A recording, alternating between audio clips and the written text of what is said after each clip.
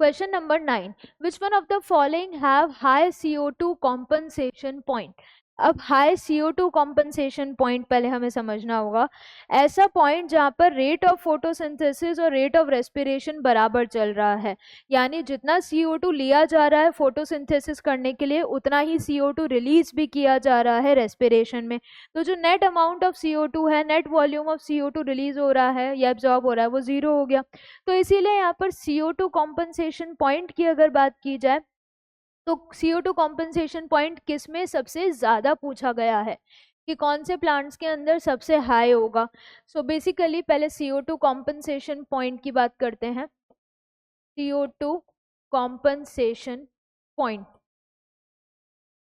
CO2 compensation point में क्या हुआ, that point at which rate of photosynthesis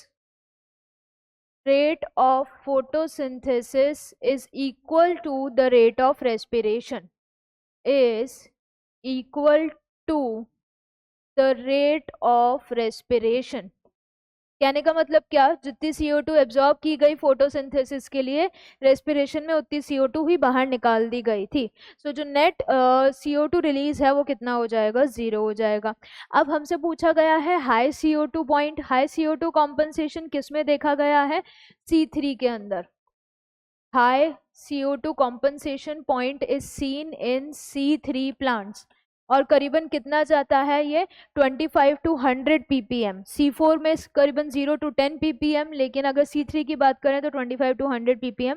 ऐसा इसलिए हो रहा है क्योंकि C3 प्लांट्स के अंदर कौन सा प्रोसेस होता है, फोटो रेस्पिरेशन। C3 प्लांट के अंदर क्योंकि फोटो रेस्पिरेशन हो रहा है, तो फोटो रेस्पिरेशन क्या करता है, CO2 आउटपुट बढ़ा देता है। CO2 लॉस करवा रहा था जो फिक्स CO2 थी। So because of photorespiration it increases the CO2 output, and ultimately इसी वजह से जो C3 है, C3 have high compensation point, high CO2 compensation point. तो उस कॉम्पनसेशन पॉइंट को अचीव करने के लिए they have this high value as compare to C4।